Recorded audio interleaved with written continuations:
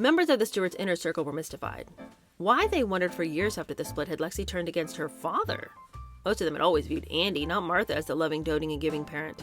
To them, it made no sense whatsoever that Lexi had taken Martha's side.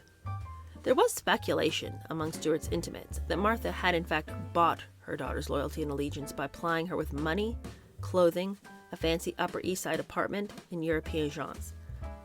That would not be a shocker, because Lexi is Martha squared, stated a member of the inner circle. Andy wouldn't have given his daughter a mink coat when she was in college. Martha did. Lexi liked that.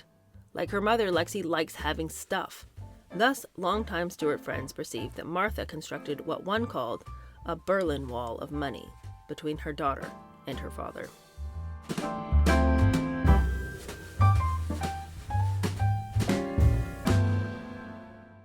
Hello, how are you? Welcome to my channel. My name is Denise. We are going to continue with the Martha Stewart book today. We are almost done with this book.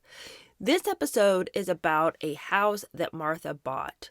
She bought it seemingly to fix it up for herself, but there's big scandal surrounding this, specifically because she's going to end up using this house in conjunction with a charity. But there's big questions about what she does with this money that she supposedly raised for Paul Newman, her neighbor, for his charity. Big questions about what really happened with all that money. So today's more of the same of Martha Stewart, scamming, scheming, and ripping people off, but pretending like she's a lifestyle guru. Let's get into it. This chapter is entitled The Adams House. In the early summer of 1990, Martha had become embroiled in a cause célèbre that so infuriated a faction of the citizenry of Westport that eggs were hurled at one of her homes. The target of the angry assault was the facade of her historic teal and white Adams house, which was to feature in Martha Stewart's New Old House, her 10th book, published in 1992, and her 5th how-to video, Martha Stewart's Decorating with Style, released around the same time. Martha telephoned the Westport police late in the afternoon of June 18, 1990, to complain angrily that a large amount of eggs had been thrown at the front door, and she expressed fear that there might be more harassment and vandalism. The attack, Martha believed, had come as a result of what she termed negative press reports about a 3-week-long, highly publicized and very glitzy decorator showcase that she had sponsored at the house during the previous month. The advertised beneficiary of that event had been Paul Newman's Hole-in-the-Wall Gang Camp Fund, a charity for children with life-threatening illness. Suspicious townspeople familiar with the ways of Martha Stewart had begun questioning how much of the money actually would go to help the poor and sickly kids. A number of volunteers, decorators, artisans, and craftspeople who participated in the event also were dubious about the expenses Martha claimed she had incurred. Meanwhile, few, if any, were aware that the restoration of the house hadn't cost Martha a red penny. The money had actually come from vendors affiliated with her corporate sponsor, Kmart. Martha had then contracted her brother George Christensen, a local builder, to perform the labor, the process of which was photographed inside and out and filmed for Martha's $45 Clarkson Potter book and her video, which was sponsored by Murphy's Oil Soap. As a result, both the book and the video sold extremely well. After the physical restoration had been completed, Martha got artisans and craftspeople from as far away as California to volunteer their time and talents to decorate the interior and grounds for the charity showcase. Once finished, the 1838 Federal Greek Revival farmhouse was open to the public for 3 weeks, and as many as 300 people a day trooped through, paying $15 a head to Homestyles, the trademarked business entity that Martha had set up especially for the event. Naturally, that too raised a question to the minds of those involved in the project, and the paying customers who thought it curious that the entrance fee wasn't paid directly to the Hole-in-the-Wall gang. Then, before the spackle was even dry from the removal of the decorator's sconces, and while a number of artists were still striking the showcase set, Martha shocked everyone by plunking down a for sale sign on the front lawn. After having publicly expressed so much fondness for the old place, she was suddenly selling it, now that it was restored by others, for a whopping $1,350,000, more than twice what she had paid for it. The $535,000 purchase had also been made with someone else's money, an interest-free loan from Kmart. For years before the renovation and controversial showcase, Martha had had her eye on the Adams place. the former residence of a prominent Westport educator, Ebenezer Adams, headmaster of the Adams Academy, a preparatory school for boys. By the mid-'80s, with only Esther Ruth Adams, the 80-ish retired Westport reference librarian and a great-granddaughter of Ebenezer Adams, in residence, the house had begun to look sadly down at the heels, Martha later noted. Miss Adams had little interest in the house other than a roof over her head, Martha writes in New Old House.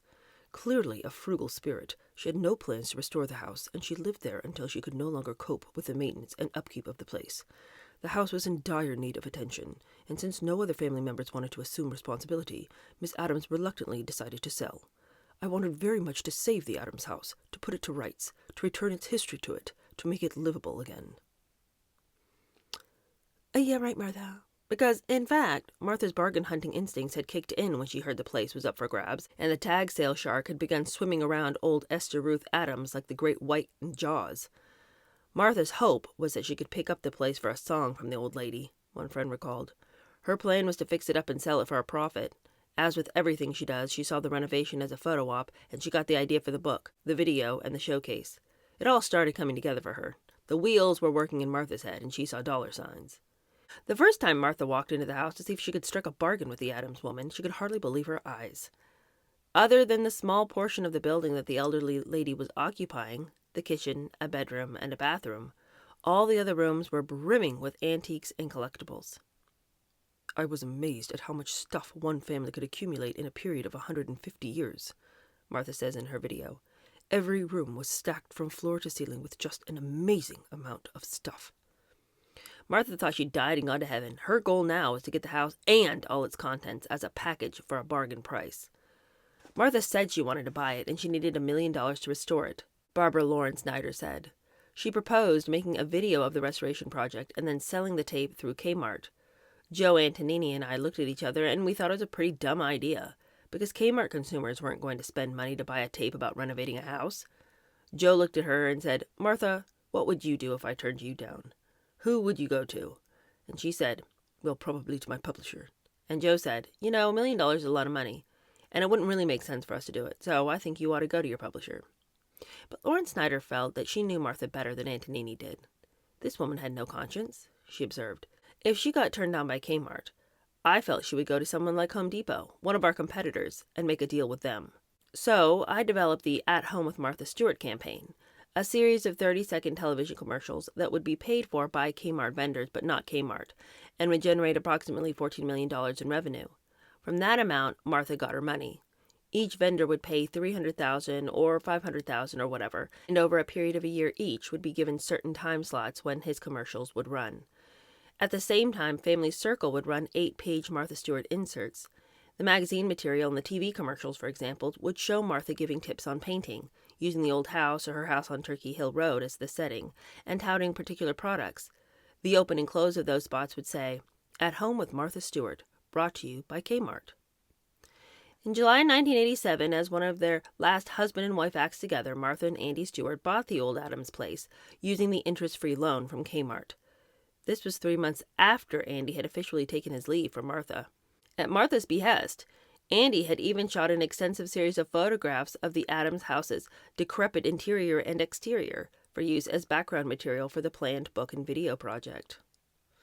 Andy, quit being led around by the nose here, man. I mean, you got out. Run. Almost from the moment the contract was signed, Martha began complaining to Adams and others that the purchase price entitled her to the antiques that were in the house. Exactly how, what, when, and where would you consider? Because you bought the house, you get the things that are in it. You have to haggle for things in the house if you want it. It's not that you can't have the things in the house, but you got to ask for it, and it has to be in the contract. You're not just going to say, well, I bought the house, that means I get the stuff in it, right? Did anything in the sales paperwork say that you got the antiques? Like, it's not just assumed. Well, she assumed it, and she was real pissed off when she didn't get what she expected because the bill of sale did not include the house's contents. Kathy Tatlock, who designed the book and video concept for the Old House project as a writer-director, said, Mrs. Adams didn't want to talk to Martha. She didn't want to deal with Martha. She didn't want to see Martha. Mrs. Adams thought Martha was trying to steal things from her. Well, Mrs. Adams is right. The Kmart vendors who were footing the bill for the Adams house renovation also began to think that they were being taken for a ride. You think? You are. As Barbara Lauren Snyder put it, Martha really was such a greedy human being during this campaign. According to other Kmart executives, Martha got a list of the vendors and was constantly calling them and demanding materials, everything from paint to light bulbs, to be used in the Addams house and elsewhere. We'd get calls from a vendor who would say, "Martha Stewart just called and wants 30 gallons of paint." And we had to ask her to stop calling the vendors directly, Marilyn Gill recounted. These vendors had not agreed to give her unlimited supplies. They were paying for the commercials. I called her and I said, "Martha, I need you to quit calling the vendors with your demands. I think I can handle it better." She's making similar demands for her signature products. She'd ask for 30 tablecloths or 6 dozen sheets, so many sets of dinnerware and flatware. This is Martha, you know. Another executive said, for every vendor, she was extremely demanding.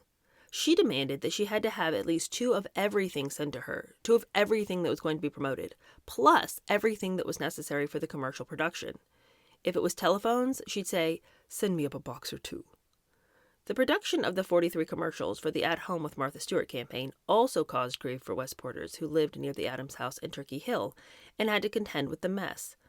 The Westport News reported that residents complained about the Kmart trucks and film crews swarming in and out of the Addams house, which was across the street from a church.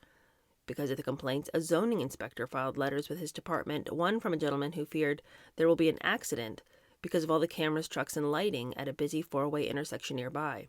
"It's a dangerous spot," he declared, because people are looking around, and one day there's tulips, another day there's a gazebo.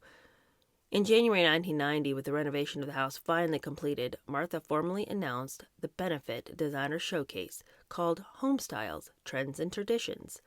Martha said the idea for the event had been brewing in her mind for several years and reflected her conviction that the 1990s would bring with it a renaissance of American and European decorating techniques, with more homemakers than ever before becoming personally involved in restoration, renovation, decoration, and landscaping.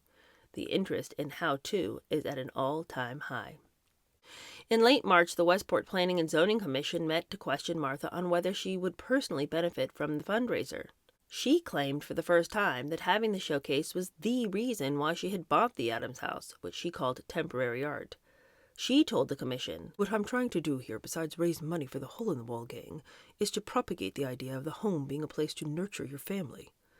In making her case that what she was doing was purely out of the goodness of her heart, Martha claimed to the commissioners that between 1982 and 1990 she had donated a whopping $10 million to charity from the revenues from her writing and lecturing.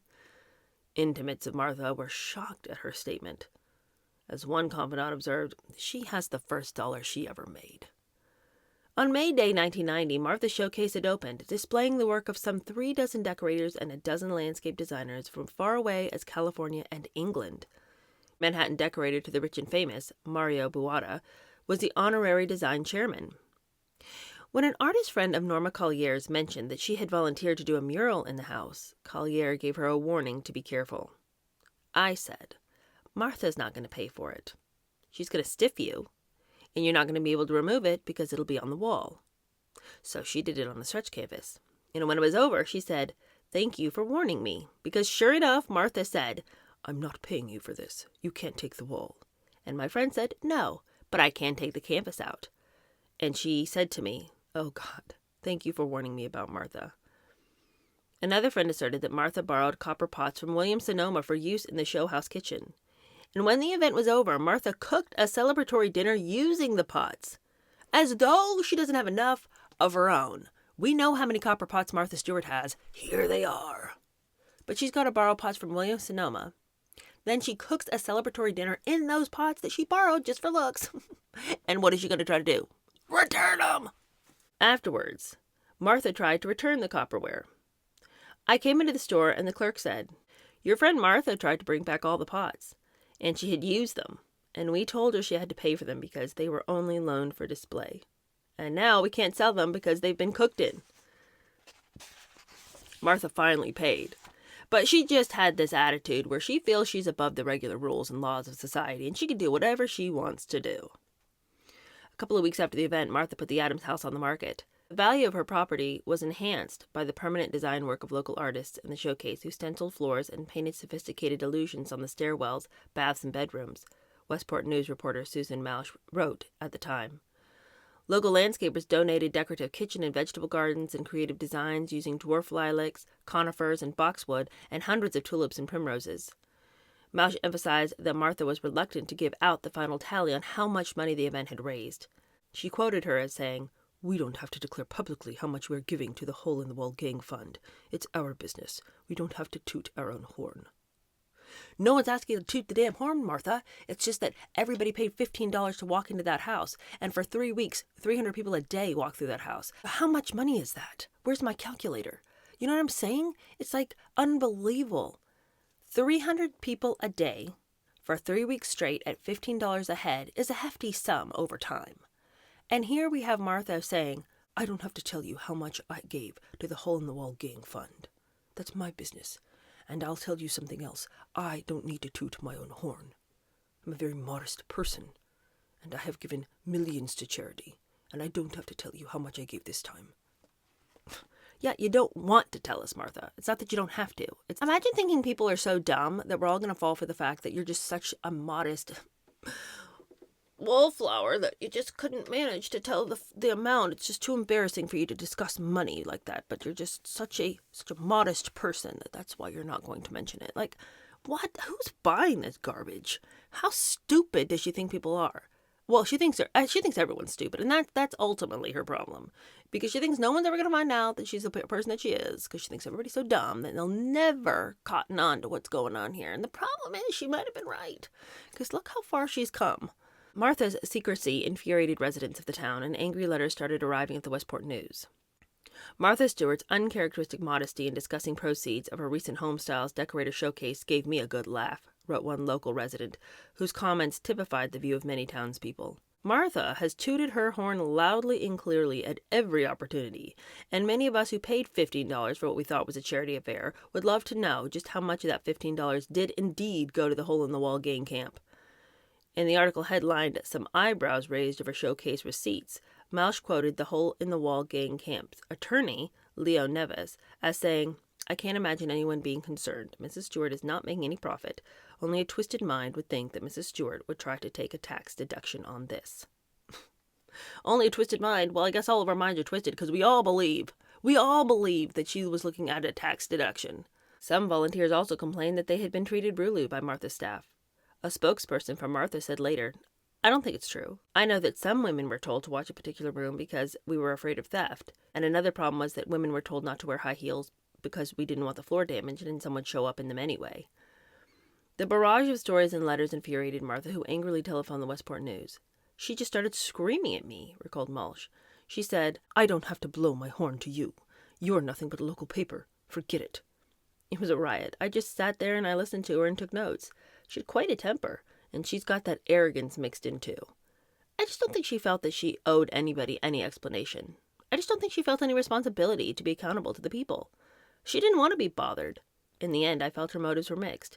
It was partially done to enhance her own property and to raise money for a good charity. The feeling I had about her was that she felt these people were to be used, the artists and the craftspeople, and then people threw eggs at her door, and she felt the media were out to get her.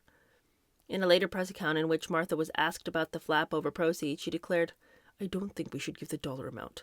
They all got $15 worth of information out of that house. Think of it this way. It's like going to the movies."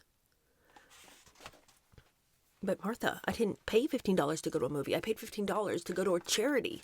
That's the thing. It's when I go to a movie, I'm going to be entertained. If I give money to a charity, even if there's entertainment involved, I'm doing it because I know that this money is going to go to help the little kids who are sick. Do you know what I'm saying? Like, would I have done the same thing and walked through this house for $15 if that money wasn't going to something? I mean, I could just wait for the Parade of Homes if I wanted to, walk through houses and get inspiration. I don't need to spend $15 to walk through one single house, just out of my own curiosity. I'm not saying that there aren't people who would have paid $15 to, walk through this Martha Stewart house. I'm sure it was interesting, especially at the height that Martha Stewart was at. Of course, I think it would have garnered her plenty of public attention. But the thing is that she linked herself to this charity to, one, help her reputation, and two, to get a tax deduction. If there'd been none of that involved, then she wouldn't have bothered to link herself to any charity. I'm sure she threw them a couple of bucks. But she didn't buy this house so she could help a charity. And for her to try to say to the commission, oh, yes, my plan this whole time was because I just wanted to help Paul Newman and his charity. Yeah, freaking right. Nobody here believes that. To divorce people's motivation from walking through that house from the charity they thought they were contributing to just to sort of pad her conscience and make herself feel better is so bogus, I can't even stand it. At the end of June, some 6 weeks after the show house event had concluded, the town finally got some answers in the form of a press release from Martha's sister-in-law, Rita Christensen, George's wife, who was business and finance manager for Martha Stewart Incorporated. Christensen denied that Martha had personally profited or benefited from the work performed by the designers and artisans. She also asserted that Martha had not received any compensation for her time and efforts and had not gotten any effective tax benefit for running the event. In all, Christensen said Newman's charity had received, quote, in excess of $210,000 net after expenses. Paul Newman and the camp were very pleased with Martha's efforts, unquote. She concluded by saying, this event was a great success, and I think that it's a shame that so many seem to have lost sight of the goal. A few days later, Christensen told the New York Post, people like to criticize Martha. I don't know why. Don't you, though? Don't you, though, Rita? I mean, clearly this woman knows who butters her bread, so she's not going to say anything against Martha. The whole family works for Martha. Her husband was just contracted to, renovate the whole house, and she works for Martha as what? A business and finance manager for Martha Stewart Inc.? What is she going to come out and, slap the hand that feeds her? Rita's not an adequate source here. Martha's initial efforts to sell the Adams house failed, and the place stayed on the market for a considerable amount of time. The property also became an arguing point in her divorce battle with Andy. Finally, after 6 years of controversial ownership, Martha sold it in April 1993 to a couple for $862,500, a profit of $327,500. But of course, you'll recall that she'd really tried to, when she had initially put that house on the market, she put it on the market for $1,350,000. So, yeah, she made a profit for sure. Off of other people's labor, off of other people's restoration that she had not paid a red cent for. That was all just money in her pocket. With a loan that she got from Kmart, an interest-free loan that she got from Kmart. I mean, this woman is a shyster. I can't even believe what she's up to. This person is so deceitful, dishonest, without a conscience. I mean, it's shocking. Okay. Now, here's a chapter that I know we all want to hear. It's called Lexi as Trump Card. Let's hear about how mother and father are dealing with young Lexi, the child that neither one of them knew how to parent and who is now a wild child, if ever there was one. But how can mother and father use the child against each other? And what can they do to make Lexi's life worse? Well, let's use her as a bargaining chip, shall we? I think Andy regretted what had happened with Lexi. And I feel sad because I think Lexi was a lot like Martha over time, and less like her father. So it was easier for her to side with her mother, whom she seemed to understand. But let's hear what the book says. A little more than 2 years after Andy had filed for divorce from Martha, the court issued a final decree in the summer of 1990, formally ending the Stewarts' marriage of 29 years, which included the period of their acrimonious separation. Martha got to keep the contents of Turkey Hill, which was appraised at almost $900,000 cash and securities. She also kept an expensive Connecticut house that the Stewarts had bought for Martha's mother and her sister Laura to live in. Martha Sr., according to family members, had to use the proceeds from the sale of the Costera homestead in Nutley to repay her daughter for her half of the new house. Martha, you ever hear about just taking care of your parents, especially since you have so much money? Did you really need to say to your mother, Mother, you're going to sell the house in Nutley, but you're going to give me that money as proceeds for this new house. You're not going to keep it as some sort of nest egg for yourself. I mean, my generosity can only go so far, Mother. Martha also kept Andy's valuable books, photographs, and objects. Andy came away with the couple's undeveloped acreage in upstate New York, and he got the Middlefield cottage. But Martha kept stalling on giving Andy the $1.5 million plus interest she still owed him for his half of Turkey Hill, an amount stipulated by their divorce decree. Andy waited and waited, and finally recommenced a lawsuit against her, one of several contempt of court proceedings he had to bring to get her to comply with the terms of their settlement. Some 5 years after their divorce, Martha finally agreed to pay up after Andy took the extreme measure of starting foreclosure proceedings on Turkey Hill, which would have been publicly embarrassing for the lifestyle queen. The day Andy arrived at the house to pick up the big check, though, Martha had deducted several $100,000, which she said she planned to give to Lexi. Andy was livid. He told Martha he would be happy to give his daughter help, money, and support, but she had to start communicating with him. And furthermore, he would be the one to give his money to Lexi, not Martha, whom Andy didn't trust. Can you imagine the gall of owing this person $1.5 million? You had the money all along. Couldn't bestir yourself to write that check. And when it comes to pick it up, you say, yes, well, there is some money missing from the initial amount we decided upon, but it's because it's going to Lexi. Well, it's not your money to give, Martha. After a heated early morning fight, Martha gave in, and the battling couple drove to the bank where Andy demanded a certified check, refusing to take one of his wife's personal checks. But their legal wrangling continued. In October 1996, Andy filed a civil suit against Martha in U.S. District Court in New Haven, Connecticut, claiming she owed him more than $150,000 from a pension fund that was established when her business, Martha Stewart, Inc., was incorporated in 1979, 8 years before the couple separated. Their divorce decree had stipulated that he receive the money from the fund. Andy decided to sue after Martha claimed his vested interest in the plan was zero and questioned his eligibility. It took the sheriff weeks to serve Martha with court papers because she continually dodged him.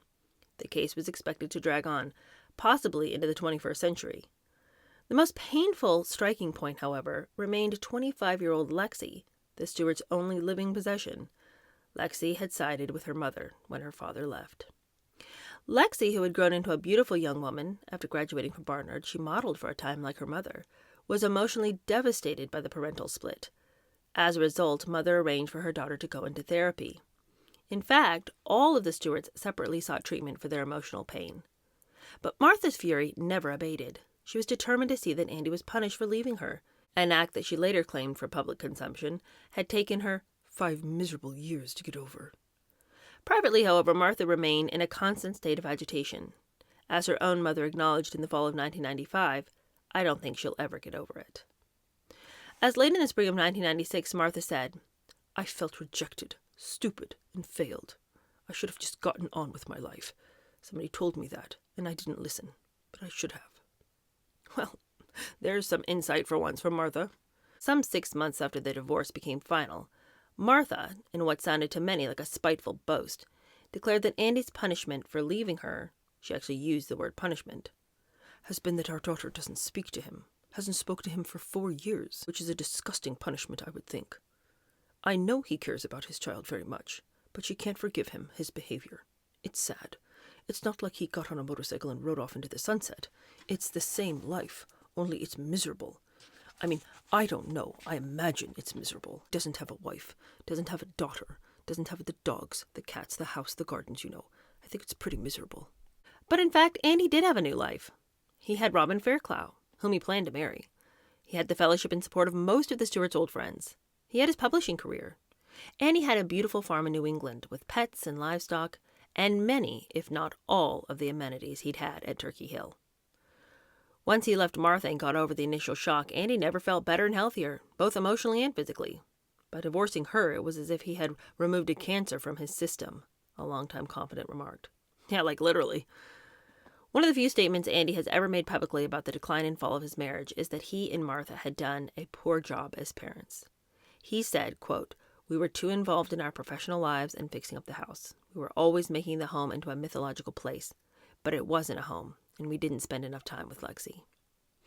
On several occasions during the separation and after the divorce, Lexi and her father inadvertently ran into each other on the streets of New York, but few, if any, words passed between them. Andy told friends he was saddened and depressed because of the severed connection with his only child. He wasn't invited to her college graduation, and he never received an invitation to any of her birthdays after he left Martha. Lexi herself has acknowledged that she had found her parents' separation and divorce very, very difficult to deal with. Lexi has said little publicly about her relationship with her father, but the words she has voiced have been tinged with anger and bitterness. If he was a nice man, I would talk to him, she said about a year after the divorce. A couple of years later, her view of her father had not softened. I don't think he's a very nice person, she declared. There are bad people, and they're good people. And just because you're related to them doesn't mean you have to tolerate bad behavior. At a Christmas party in 1995 at a chic Manhattan restaurant, Lexi told her old high school flame, Nick Dine, that she had no intention of ever resuming her relationship with her father. "It's a source of tremendous pain for me," Andy said. "I think of Lexi every single day, many times." He said he felt that if he'd had to do it all over again, he would have discussed the separation with his daughter before he left. But, he said, "I never had a chance to do that. She saw her mother hurt, and she thought I was uncaring. One way or another, she got the facts wrong as well as the interpretation." Can you imagine siding with Martha Stewart, though? Because, what's crazy to me is Lexi was always mad at her mother because she knew her mother didn't care about her, and that her mother had always put her career first. Interesting to me that Martha managed to gain Lexi's loyalty after so many years of being rather distant and neglectful. Andy, of both the parents, had been the one by most people's assertion to be the parent that showed more love and more care for Lexi throughout all these years. But because he was the one that got up and said, "I'm not taking this anymore," Lexi decided to interpret that as disloyalty and that he's like a really terrible bad man. Like only a bad man would do that. And I can understand being easily manipulated as a child into thinking, oh, the parent that left the house is the bad parent, especially if you had to remain under the care of the parent that quote unquote stayed. But Lexi's an adult. Like she's been to college. She's out of college by the time her parents get this separation. And I think it's so interesting to me that as an adult, she would still choose to see that her dad was the bad guy. That she would still choose to side with her mother. But I think there's a reason for that. And as we're going to go on to see, Martha is not above manipulating her own kid to get that loyalty and that devotion to her side of things. Listen here. Members of the Stewart's inner circle were mystified. Why, they wondered for years after the split, had Lexi turned against her father? Most of them had always viewed Andy, not Martha, as the loving, doting, and giving parent. To them, it made no sense whatsoever that Lexi had taken Martha's side. There was speculation among Stewart's intimates that Martha had in fact bought her daughter's loyalty and allegiance by plying her with money, clothing, a fancy Upper East Side apartment, and European jaunts. That would not be a shocker, because Lexi is Martha squared, stated a member of the inner circle. Andy wouldn't have given his daughter a mink coat when she was in college. Martha did. Lexi liked that. Like her mother, Lexi likes having stuff. Thus, longtime Stewart friends perceived that Martha constructed what one called a Berlin Wall of money between her daughter and her father. Lexi became a jet-setter of sorts who was hanging out with what one friend described as the Manhattan Euro brat pack, rich kids who partied and traveled.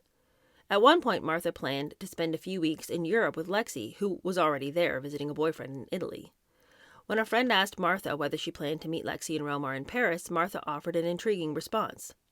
She said, No, Lexi's going to come home first.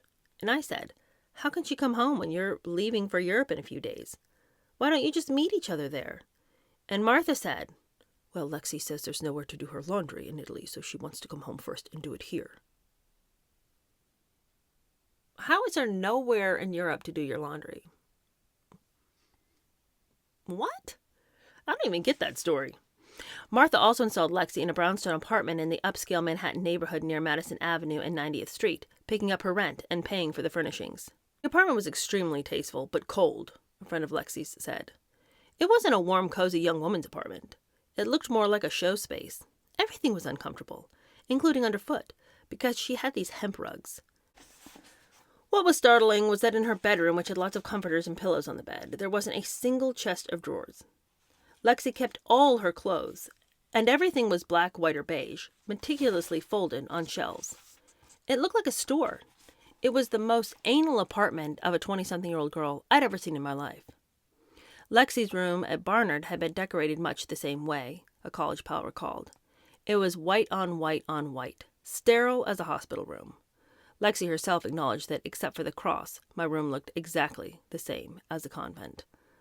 Through the years, Martha continued to bestow gifts on Lexi, who had taken to calling herself a poor little rich girl, who helped finance various of her daughter's business ventures, the first of which, a diner in Bridgehampton, ran into problems with the old guard. For $50,000, Lexi bought a railroad car-sized stainless steel diner in a Boston suburb and had it transported to the town of Bridgehampton, near where her mother owned property. Lexi's plan was to call her restaurant the Delish Diner and have a big neon sign on the roof. The concept infuriated townspeople and officials, much the way Martha's catering operations had rubbed officials the wrong way in Westport. If I'd been Mr. Jones from one of the old East Hampton families instead of the daughter of a nouveau riche high-visibility celebrity, it would have been easier, Lexi said later. Her next effort, which did take off, was the trendy 10-unit, $245 a night, in season, Bridgehampton Motel, where guests were supplied with spa-quality bathrobes, goose-down comforters, and Egyptian cotton sheets. "I don't sleep on anything other than cotton sheets, and I don't expect my guests to," the young hotelier declared, sounding more and more like you-know-who. Who wants cotton sheets when you could have linen? I ask myself. Buying, renovating, operating the motel was Lexi's first real job. She was 28 years old. "I hadn't had a real job," she admitted. "I didn't have to do anything," a fact that made her focused and driven mother very unhappy about her daughter's lack of direction. The week the motel opened, Martha said at the place, "These are her ideas, not mine. Alexis has always been an independent child. She wouldn't nurse. She would have died in the old days. She's very self-directed, and believe me, she's her own person." Whatever their relationship, having Martha Stewart as her mother helped Lexi promote her new venture. Before the motel even opened, trendy New York Magazine and the style section of the New York Times did extensive feature stories on the place, publicity that Martha had arranged through her network of high-powered media pals. After several years, Lexi grew bored and put the motel on the market for more than $1 million. "My life has just gotten too busy," she declared, sounding like Mom again. "I don't know what I'm going to do next." Together with several trainers, Lexi opened the East Hampton Gym, a once grubby fitness center which she jazzed up. She also bought an East Hampton shop called Yard Sale to hawk the tchotchkes that she collected, all of which had promoted New York Magazine to ask, "Is Alexis Stewart plotting Hampton's domination?" Friends said the real answer was that Martha had bankrolled Lexi's businesses to help keep Lexi in her corner and out of Andy's. After her parents' separation, Lexi was having problems with men and dating, and I would often say to Martha that it would be wonderful if Lexi could resume her relationship with her father, Jana Horowitz said. I would tell Martha that it was a loss for Lexi not to have contact with Andy, and Martha agreed with me, verbally. But in actuality, she did not want Lexi to have a relationship with Andy, because Lexi was Martha's trump card. Lexi was the only thing that she could hold over Andy, the only thing Martha had that she knew that Andy really wanted. So she could play Lexi, and she has played Lexi. The Horowitzes remained in Andy's corner, which particularly upset Lexi, who'd been extremely close to Janet. At a party in New York City following the Stewarts' divorce, Lexi made a scene by venting her anger. "Lexi was violent to me," Horowitz asserted. "She said, 'Drop dead, F you.' She really lashed out at me, and it hurt and horrified me. She called me two-faced because I remained Andy's friend. I sent Lexi a card afterwards, but she sent it back with a vicious note." She's her mother's daughter, all right. Can you imagine? Can you even imagine? Can you? I'm really struggling to understand how, as an adult, she could not understand why her dad needed to leave. But Lexi seems like a fairly shallow person, so if her mom's giving her mink coats and stacks of cash, I guess it was pretty easy to buy her affections. The fact that Lexi sided with Martha didn't necessarily mean that mother and daughter had finally forged a bond after years of squabbling. The two had never been particularly close, and that didn't change with Andy's departure. It's a constant battle, as Lexi herself acknowledged with her relationship with her mother. But we're all we have for each other. We're like good friends. I don't think my mother ever thought of me as her little girl. It's like the movie star with the boyfriend and nobody knows who he is. That's me. It's the dichotomy of, why aren't they taking my picture? And thank God they aren't taking my picture. I don't totally get what Lexi's saying, but okay. Martha and Lexi often fought, and the coldness existing between them continued through the mid to late 90s. Lexi once remarked that her mother was a difficult taskmaster who, quote, might come over and torture me because the floor is not clean or the television in my office has dust on it. She's controlling, but it's all right. She doesn't mean any harm. Doesn't she, though? Lexi saw through Martha and let her know that fact at every opportunity. For instance, when Lexi read her mother's books and the sunny anecdotes about Stewart family life, she often laughed aloud at what she viewed as their falsity. I mean, it's very funny to read those books, she said. My friends and I sit around and giggle. I mean, I don't care. I don't have to go on tour with her to Iowa, so nobody asks me. Is it in large part fantasy? Well, no, I mean, it's not really, because it's really the way she sees it. She really does. I mean, my attitude is much different than my mother's, so I can't argue with her about it, because if that's the way she thinks it is, it's not the way I think it is. Mother and daughter were at odds over everything, even down to Martha's publishing fantasies about Lexi's wedding day, if she ever got married. Martha dreamed of a wedding for Lexi under apple trees in the spring coming up the front of the house. Lexi, on the other hand, saw her nuptials in the winter in a restaurant at night. The message she communicated to Martha was clear. You're not doing anything, so there's no need to get excited. Always private and seemingly withdrawn, Lexi began to open up about life among the Stewarts, complaining about her childhood in Westport and putting down her now famous mother. Getting up and going to antique shows when you're 8 is not every kid's idea of fun, she observed. I didn't like Connecticut. People were so close-minded and preppy. I didn't fit in. I didn't have enough Fair Isle sweaters to compete. Like her father and her parents' friends, she said that she had found the famous Turkey Hill house uncomfortable and virtually unlivable because of the constant renovation and her mother's drive to turn the place into a museum. It was, don't sit on the comforter, turn it down before you sit on it. As an only child, you get all this shit. And you get all the good stuff, too. She recalled the letters from her mother when she was at camp and the fact that Martha always included a list of words I'd misspelled in letters that Lexi had sent home. It was amply clear that her mother and daughter were not happy campers together and would never be. Martha's emotions regarding her daughter have risen and fallen like badly baked bread. Over the years since the divorce, she's made contradictory public comments about their relationship. In the spring of 1993, for instance, Martha stated, "Lexi's a good friend to me as well as a benign critic, and I think I'm the same to her." 3 years later, she admitted, "I'm always wrong with my daughter. She's very strong and impossible. She stands up to me all the time." Nevertheless, Martha tried to bond with Lexi by playing more of a role of a girlfriend than a mother. For example, Martha took to offering Lexi curiously liberal advice about her sex life. Martha told me that she wanted Lexi to have a lot of glamorous experiences, Bliss Braillard recalled. She told me Lexi was going to Rome to model, and Martha said, "I told her to have an affair in Rome because that's a great thing to do as a young woman." Martha also proudly displayed to Braillard and others a series of daring photographs that had been taken of Lexi, supposedly for a European fashion magazine. The pictures were from a lingerie shoot and were very sexy, Braillard said. They showed Lexi just kind of leaning over in a bra, and Martha was really proud of her. I thought it was odd in a way that she showed those pictures of her daughter because they were erotic and Martha was aware of that. On another occasion, Martha showed Kathy Tatlock a very sexy cover girl kind of picture of Lexi, supposedly taken for a calendar. She looked very beautiful and sexy, and sort of a different Lexi than I'd ever seen, observed Tatlock, a mother of 2 daughters. Frankly, I was tickled when I saw the picture. I thought, well, Lexi is finally going in her own direction, doing her own thing. Hallelujah. Like other friends of the Stewarts, Tatlock thought that Lexi had become a pawn in her parents' marital wars. Over the years, for instance, she noted that whenever Lexi was angry at her father, Martha took advantage of that to pit her daughter against her father. So when Martha and Andy separated, my heart went out to Lexi because she was totally a victim of their mess. My heart also went out to Andy. By 1997, Lexi still had not married and appeared to be having difficulties with at least one man in her life, an ex-boyfriend. 2 days after Christmas 1996, Lexi reported to East Hampton, New York police that he had beaten her. A police detective, Robert Mott, said, "Miss Stewart has a very swollen cheek and has pressed assault charges." Lexi was quoted as saying, "I was hit in the face. We'd split up and I told him I didn't want to see him again. He didn't listen. He began to argue with me and suddenly, without warning, he hauled off and hit me in the face. It totally stunned me, and I fell against a door. My face is bruised. I'm never going to talk to or see this man again. I don't believe a 250-pound man has the right to go around hitting women. I called my mother, who's out of the country at present, to tell her what happened." Isn't that a line? I called my mother, who was out of the country, to tell her what happened. Poor Lexi, her whole life has been, I tried to call my mother, who's out of the picture. Because she might be in the country, she might even be in the house, but she's still out of the picture. Well, that's the end of our readings today. 2 very juicy chapters, so very different. So we've gotten all sides of Martha today, have we not? This book's crazy. Send it to one, send it to all. People need to know what's really going on, especially because I feel like every time I turn around, I'm seeing Martha Stewart again.